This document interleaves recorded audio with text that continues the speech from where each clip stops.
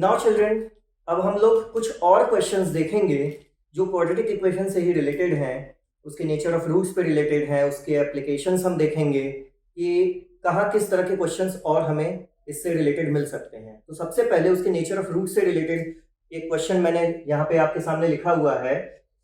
Find the value of k so that the given quadratic equation has equal roots. The given equation is kx square minus 2kx plus 6 equal to 0. अब यहां पर आप question को ध्यान से पढ़िए। यहां पे आपको पहली बात तो k की वैल्यू निकालनी है और कंडीशन क्या है कि आपका रूट इक्वल है। अगर आप अपनी थोड़ी याददाश्त तेज करिएगा, सोचिएगा, मैंने क्या बताया था, इक्वल रूट्स के लिए क्या कंडीशन है? फॉर इक्वल रूट्स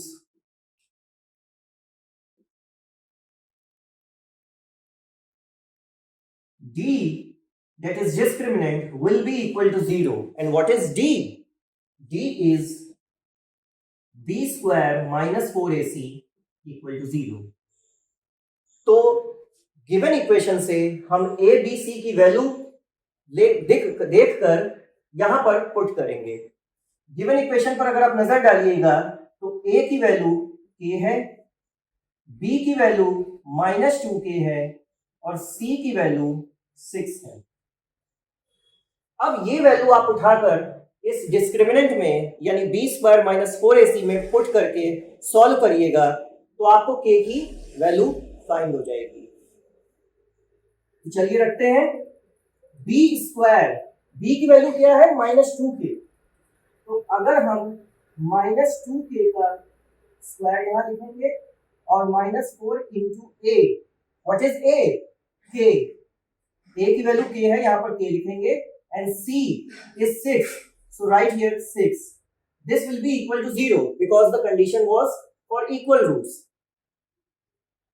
अब जब इसको आप फर्दर सॉल्व करिएगा तो k की वैल्यू हम फाइंड कर सकते हैं। यहां पे देखिए कैसे, -2k का स्क्वायर क्या होगा? -2k का स्क्वायर होगा 4k स्क्वायर एंड जब इसको आप सॉल्व कीजिएगा, मल्टीप्लाई कीजिएगा तो ये आएगा 24k इक्वल टू 0। अब अगर आप ध्यान से देखिए तो ये आपका एक तरह से क्वाड्रेटिक फॉर्म में बन गया है, 4k square minus 24k equal to 0। यहां से आप इन दोनों टर्म में से 4 कॉमन ले सकते हैं और k कॉमन ले सकते हैं। तो जब आप 4k कॉमन लीजिएगा तो इस जगह क्या बचेगा? k माइनस यहां क्या बचेगा? 6 इक्वल टू 0, यानी either 4k will be equal to 0 and k minus 6 is equal to 0. यहां से आपको k की क्या वैल्यू मिलेगी? यहां से आपको k की वैल्यू मिलेगी 0 एंड यहां से आपको k की वैल्यू मिलेगी 6, यानी 0 और 6 वो वैल्यू है k की। जब आप यहां पर k की जगह पर पुट करिएगा तो ये गिवन इक्वेशन जो है ये आपको इक्वल रूट देगा, यानी डिस्क्रिमिनेंट की वैल्यू 0 के इक्वल आएगी। तो इस तरह से भी कुछ क्वेश्चंस हैं जो आपको डायरेक्ट नेचर ऑफ रूट्स पर मिल सकते हैं और उसको सॉल्व करने के लिए आपको उस गिवन कंडीशन को अप्लाई करके सॉल्व करना है। तो चलिए फ्रेंड्स, अब हम लोग चलते हैं इसके कुछ एप्लीकेशन की तरफ। आखिरकार कहाँ हम क्वाड्रेटिक इक्वेशन को अप्लाई कर सकते हैं रियल लाइफ में, उसके लिए मैंने एक एग्जांपल यहां पर लिखा है। ये question, a train travels at a certain average speed for a distance of 63 km and then travels a distance of 72 km at an average speed of 6 km per hour more than its original speed. If it takes 3 hours to complete the journey, what is its original speed? तो यहां पर हमको find क्या करना है? Original speed find करनी है train की। ये स्टेप बाय स्टेप अगर हम इस क्वेश्चन को देखेंगे तो हम इसको आसानी से सॉल्व कर सकते हैं। जैसा कि आप देख रहे हो कि एवरेज स्पीड जो है इसकी हमको फाइंड करनी है, यानी ओरिजिनल स्पीड। ये कुछ डिस्टेंस जो है 63 किलोमीटर की, ये एक ओरिजिनल स्पीड से फाइंड कर रहा है। फिर 72 किलोमीटर के लिए ये अपनी स्पीड 6 किलोमीटर पर आवर मोर कर दे रहा है, बढ़ा दे रहा है। तो सबसे पहले हम क्या करेंगे कि जो चीज हमें फाइंड करनी है उसको हम लेट कर लेंगे। तो let the original speed be x kilometre per hour. Original speed मान लीजिए ट्रेन की x किलोमीटर पर आवर है। तो हम इस क्वेश्चन को दो पार्ट में डिवाइड कर देंगे, एक 63 किलोमीटर और एक 72 किलोमीटर। तो सबसे पहले हम 63 किलोमीटर के लिए देखेंगे। Distance covered 63 kilometre. अगर इस डिस्टेंस के लिए हम टाइम निकालेंगे तो क्या होगा? जैसा कि हम जानते हैं कि टाइम का फॉर्मूला होता है time equal to distance upon speed, और हमारे पास डिस्टेंस भी है और स्पीड भी है x के फॉर्म में। तो यहां पर अगर हम लिखेंगे 63 किलोमीटर के लिए टाइम कितना लगा, तो ये होगा distance upon speed that is 63 by x r। ये पहली कंडीशन हुई, ये पहला पार्ट हुआ टोटल डिस्टेंस का, यानी 63 किलोमीटर का, जिसके लिए टाइम लग रहा है ट्रेन को। अब अगर हम दूसरे पार्ट पे आए, दूसरे पार्ट में क्या था? डिस्टेंस कवर्ड था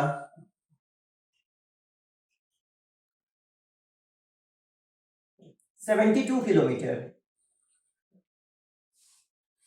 लेकिन यहां पर स्पीड क्या है? अगर आप ध्यान से इस क्वेश्चन को देखिएगा तो at an average speed of 6 kilometre per hour more than its original speed, यानी जो भी ओरिजिनल स्पीड थी उससे 6 किलोमीटर पर आवर इंक्रीज कर दिया ट्रेन ने अपनी स्पीड को, और उससे उस स्पीड से इस डिस्टेंस को कवर कर रही है। यानी हमारी न्यू स्पीड क्या हुई ट्रेन की? ओरिजिनल स्पीड x थी, इसका 6 किलोमीटर पर आवर बढ़ा दीजिएगा तो ये हो जाएगा x plus 6 kilometre per our. यानी अगर इस डिस्टेंस के लिए हम टाइम निकालना चाहेंगे तो वो होगा t2 equal to 72 upon x plus 6 r। अब अगले पार्ट पे आते हैं। If it takes 3 hours to complete the journey, what is its original speed? अगर टोटल जर्नी कंप्लीट करने में इस ट्रेन को 3 आवर्स लग रहे हैं तो ओरिजिनल स्पीड की वैल्यू आपको निकालनी है। यानी अकॉर्डिंग टू क्वेश्चन हम क्या लिख सकते हैं? t1 plus t2 will be equal to 3, that is 63 by x plus 72 by x plus 6 will be equal to 3। t1 ये 63 by x, t2 72 by x plus 6 will be equal to 3 according to question. अब हम इस equation को solve करेंगे और x की value find करेंगे। जब आप इस इक्वेशन को सॉल्व करिएगा तो देखिएगा ये क्वाड्रेटिक इक्वेशन में कन्वर्ट होगा और उस इक्वेशन को सॉल्व करके आपको x की वैल्यू मिलेगी। तो हम इसको सॉल्व करते हैं। जैसा कि आप देख रहे हो कि यहां डिनोमिनेटर में x प्लस 6 है, तो x प्लस 6 का LCM x into x plus 6 होगा। जब आप इस एलसीएम को फर्स्ट टर्म के यानी 63 बाई एक्स के डिनोमिनेटर से डिवाइड करिएगा तो x कैंसिल आउट हो जाएगा, x प्लस 6 बचेगा। x प्लस 6 का मल्टीप्लाई 63 में हम करेंगे, प्लस सेकेंड टर्म है 72 बाई एक्स प्लस 6।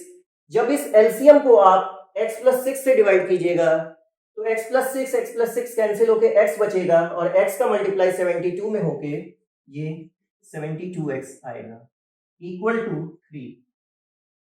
अब हम 63 का मल्टीप्लाई करके इस ब्रैकेट को ओपन करेंगे। जब ओपन करेंगे तो ये आएगा 63x और 6 का 63 में मल्टीप्लाई करके आएगा 6 3 जा 18 एंड 6 6 जा 36 और 1 378x प्लस 72x, और ये इधर जाके 3 में क्रॉस मल्टीप्लाई हो जाएगा तो ये आएगा 3x स्क्वायर प्लस 6x। अब इसको फर्दर हम सॉल्व करते जाएंगे। 63x plus 378, it will not be x, 378 plus 72x, 63x plus 72x को ऐड करेंगे तो 3 2 5 एंड 6 और 7 13x plus 378 equal to 3x square plus 3 6 18x। अब आप क्या करिएगा, इस पूरे टर्म को उठाकर इस साइड लेते आइएगा, तो ये हो जाएगा 3x square plus 18x minus 135x minus 378 equal to 0। अब जैसा कि आप देख सकते हो, ये 18x और 135x माइनस हो जाएगा, ये आएगा 3x स्क्वायर, 135 में से जब आप 18 माइनस करिएगा तो ये आएगा minus 117x minus 378 equal to 0। अब आगे क्या हो सकता है, आगे हम इसमें से 3 कॉमन ले सकते हैं, 3 कॉमन लेकर x square minus 3 3 9 and 3 9 27 minus 1 2 and 6 equal to 0। अब 3 को हम उस साइड ले जाकर 0 कर देंगे, ये इक्वेशन बनेगा x square minus 39x minus 126 equal to 0। अब जैसा कि आप देख रहे हो, ये क्वाड्रेटिक इक्वेशन बना है जहां पर पहले और आखिरी टर्म का प्रोडक्ट माइनस 126x स्क्वायर आ रहा है और सम करके हमारा माइनस 39x आना चाहिए। तो जब आप इस मिडिल टर्म को स्प्लिट कीजिएगा तो ये आएगा x square minus 42x plus 3x minus 126 equal to 0। Now take common x minus 42 और इसमें से 3 कॉमन लीजिए इन दोनों में से, ये आएगा x माइनस 42 इक्वल टू 0। अब बचे 2 टर्म, इन दोनों में से हम कॉमन लेंगे तो x माइनस 42 बचेगा x प्लस 3 इक्वल टू 0।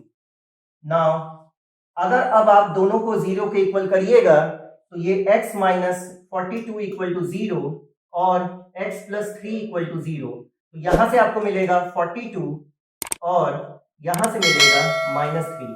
ये क्योंकि नेगेटिव टर्म है और स्पीड कभी भी नेगेटिव नहीं हो सकती है, तो इसको हम नेग्लेक्ट कर देंगे और हमारा आंसर हो जाएगा ये, यानी ट्रेन की स्पीड है 42 किलोमीटर पर आवर।